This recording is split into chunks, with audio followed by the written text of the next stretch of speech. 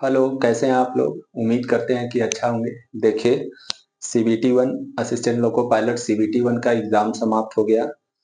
Exam के 1 हफ्ते के बाद ही या बोलिए 1 हफ्ते के अंदर-अंदर सीबीटी वन का ऑफ़िशियल आंसर किया गया, ठीक है? आंसर के आने के बाद आरआरबी ने मौका दिया है कि अगर कोई क्वेश्चन गलत है, ऑप्शन गलत है या उन्होंने जो आंसर दे रखा है वो गलत है, तो आप उस पे ऑब्जेक्शन रेज़ कर सकते हो, ठीक है? ऐसा पहली बार नहीं हुआ है, आरआरबी ऐसा हर बार मौका देता है, ताकि किसी भी बच्चे के मन में शंका न रहे या कसक ना रहे कि अगर हमें मौका मिलता तो ये क्वेश्चन गलत है, हम रेज़ करके 1 नंबर बढ़वा लेते। एएलपी 2018 में भी उन्होंने ऑब्जेक्शन का मौका दिया था, वैसे ही सेम 2024 में भी इन्होंने दिया है। इवन कि हर एग्ज़ाम में मिलता है और ये मिलना भी चाहिए, क्योंकि ऐसा तो पॉसिबल नहीं है कि गलती ना हो किसी से, गलतियाँ सबसे होती हैं। तो हम ये देखते हैं कि ठीक है, ऑब्जेक्शन रेज़ करने का मौका दिया है, तो उसके कितने दिन बाद सीबीटी वन का रिजल्ट आ जाएगा, ठीक है? सीबीटी वन का रिजल्ट आ जाएगा और कितने दिन बाद सीबीटी टू का एग्ज़ाम होगा। ये भी बहुत महत्वपूर्ण है। क्यों? क्योंकि हमें रिजल्ट के बाद सीबीटी टू का तैयारी करना होता है। तो आइए एक बार देखते हैं कि 2018 में कैसे उनका टाइमलाइन चल रहा था, कितने दिन बाद वो रिजल्ट दे रहे थे।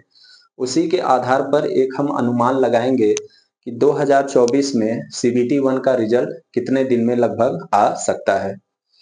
तो देखिए, एएलपी 2018 आप लोग को मालूम होगा, उस समय फॉर्म बहुत ज़्यादा भरे गए थे, लगभग 47 लाख फॉर्म भरे गए थे 2018 में। सीबीटी वन का एग्ज़ाम जो चला था वो 9 अगस्त से लेके 31 अगस्त 2018 लंबा एग्ज़ाम चला था, अभी 4-5 दिन चला, उस समय देख लीजिए कितने दिन एग्ज़ाम चला था। उसके बाद आंसर की जो आ गया था 31 अगस्त तक एग्ज़ाम चला था और आंसर की आ गया था आपका 18/9/2018 तक आपका आंसर की आ गया था, यानी सितंबर तक। देख रहे हैं? 18 सितंबर तक आपका आंसर की आ गया था। अगर देखेंगे तो 18 दिन बाद ज़ाहिर-सी बात है, इतने लोग एग्ज़ाम 47 लाख लोग फॉर्म भरे थे और लगभग 36 लाख लोग एग्ज़ाम दिए थे, ठीक है? तो 36 लाख लोगों का आंसर की निकालना मामूली सा बात नहीं है, 1 हफ्ते में नहीं आ सकता इस बार की तरह। इस बार 19 लाख ही फॉर्म भरे गए हैं। 36 लाख फॉर्म भरा गया था, तो उन्होंने आंसर की 18 दिन में आंसर की जारी कर दिया था। आंसर की जारी करने के बाद 4 दिन मौका दिया था ऑब्जेक्शन रेज़ करने का। यानी आप 18 को उनका आंसर की आया था, 21 सितंबर तक आप ऑब्जेक्शन रेज़ कर सकते थे। देखिए, ऑब्जेक्शन रेज़ करने के बाद क्या होता है, ऐसा नहीं है ऑब्जेक्शन रेज़ करने का डेट खत्म हुआ, उसके बाद वो रिजल्ट दे देंगे, ऐसा नहीं है।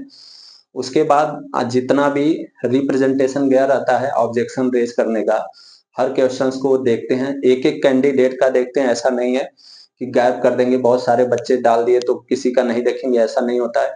एक-एक का जो ऑब्जेक्शन रेज़ हुआ रहता है उसको देखते हैं, वेरीफाई करते हैं, उसके बाद जाके वो जो होता है, कितने क्वेश्चंस इनवैलिड हैं उसको कम करते हैं या जो भी है वो सब करने के बाद वो डायरेक्ट सीबीटी वन का रिजल्ट देते हैं। यहाँ पर एक बात ध्यान रखिए आप, रिवाइज्ड आंसर की कोई नहीं आता है।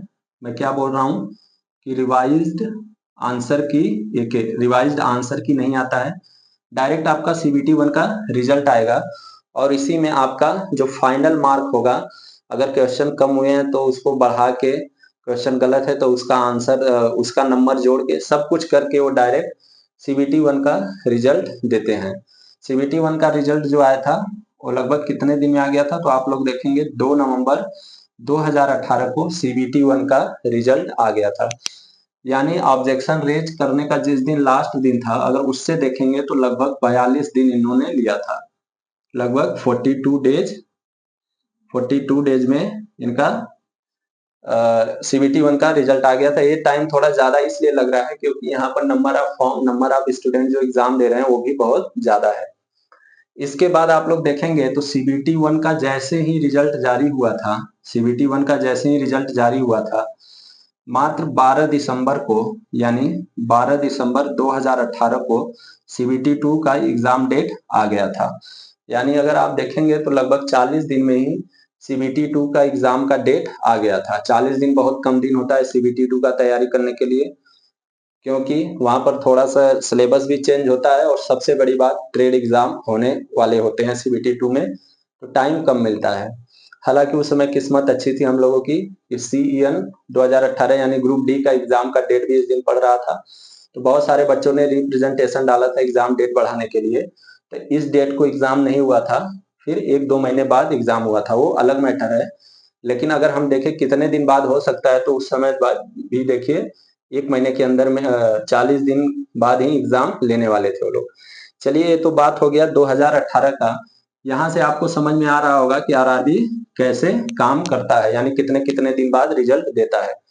अब आइए बात करते हैं 2024 जो अभी करंट सिनेरियो है, यही ज्यादा इंपॉर्टेंट है। वो तो एक रेफरेंस के लिए बताते हैं ताकि आपको आइडिया मिले कि पिछले आप भी लोग देखते हैं, सर्च करते हैं या जानने की कोशिश करते हैं कि कितने दिन बाद रिजल्ट आया था। चलिए अब बात कर लेते हैं। देखिए CBT 1 का जो एग्जाम हुआ था 2024 में, आप लोग को पता है अभी तो 25 नवंबर से 29 नवंबर को हुआ था। एक आध दो सेंटर पे कैंसिल हुआ था, वो भी करा लिए गए थे 1-2 दिन बाद। उसके बाद अगर आंसर की देखोगे तो 6 से 7 दिन के अंदर ही आंसर की आपका आ गया था। 5 दिसंबर 2024 को ही आंसर की आ गया था। बात करें ऑब्जेक्शन रेज करने का, तो देखिए 10 तारीख तक अभी भी टाइम है 2 दिन का। 10 दिसंबर तक सुबह 10 बजे तक आप लोग ऑब्जेक्शन रेज कर सकते हो, ये तो सबको पता है। अब बात करते हैं CBT 1 का रिजल्ट कब तक आ सकता है। अगर आप यहाँ देखेंगे तो 42 डेज है, यहाँ देखेंगे तो 42 डेज है। क्यों 42 डेज है? क्योंकि नंबर ऑफ स्टूडेंट बहुत ज्यादा है, बहुत सारे लोगों ने ऑब्जेक्शन रेज किया था। इस बार नंबर ऑफ स्टूडेंट आपको मालूम है कितना है? 19 लाख है। 19 लाख में से भी एग्जाम कितने लोग दे रहे हैं? 14 से 15 लाख लोग सिर्फ एग्जाम दिए हैं, ज्यादा लोग एग्जाम नहीं दिए हैं।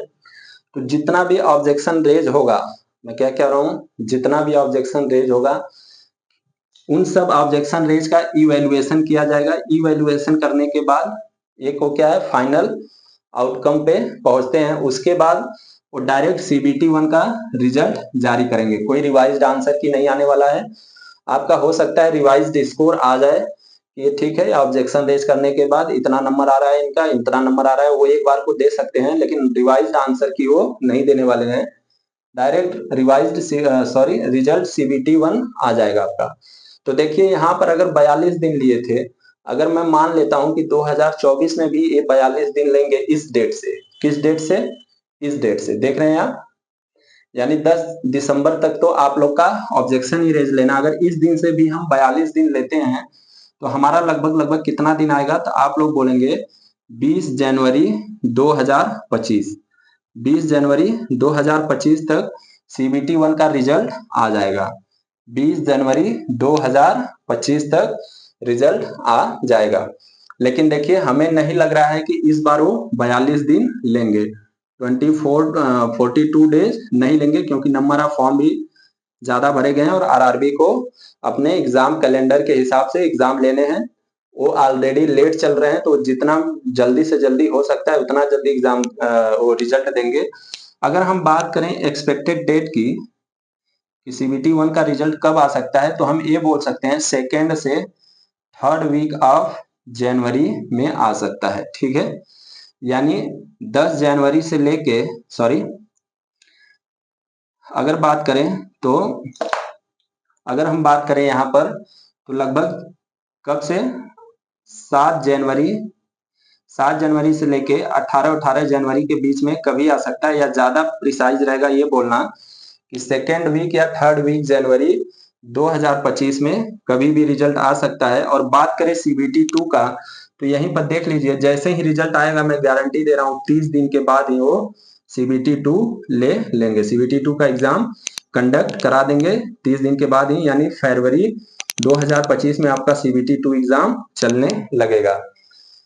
तो चलिए ये तो एक्सपेक्टेड डेट बात हो गया। मैं एक लाइन में इसका पूरा ब्रीफ बता देता हूं कि अगर आपका CBT 1 का रिजल्ट कब आएगा, तो 2nd से 3rd वीक जनवरी में आपका रिजल्ट आ सकता है। हो सकता है एक आध वीक पहले भी दे दें, क्योंकि अभी RRB मिशन मोड पे है। 2025 का उससे फॉर्म निकालना है, बाकी जो एग्जाम बचे हैं 2024 के वो भी कराने हैं, तो ज्यादा लेट तो नहीं करेगा।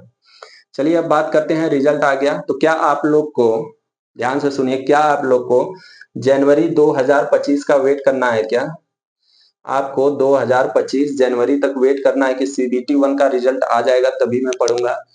ऐसा गलती आप मत करिए। मैं बार बार बोल रहा हूँ, अपने एक्सपीरियंस के आधार पर बोल रहा हूँ, क्योंकि जैसे ही CBT 1 का रिजल्ट आएगा CBT 2 के लिए टाइम नहीं मिलेगा। तो आप लोगों से एक नम्र निवेदन है कि जब तक रिजल्ट नहीं आ जाता आप अब सब कुछ छोड़ के आप अपने पढ़ाई में फिर से लग जाइए।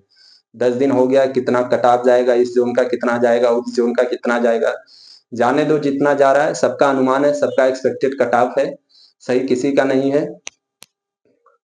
तो मैं आपसे ये बस कह रहा हूं कि आप जब तक नहीं रिजल्ट आ जाता तब तक आप पढ़ते रहिए, मॉक टेस्ट देते रहिए, अपना CBT 2 में जो ट्रेड लेने वाले उसका पढ़ाई करते रहिए।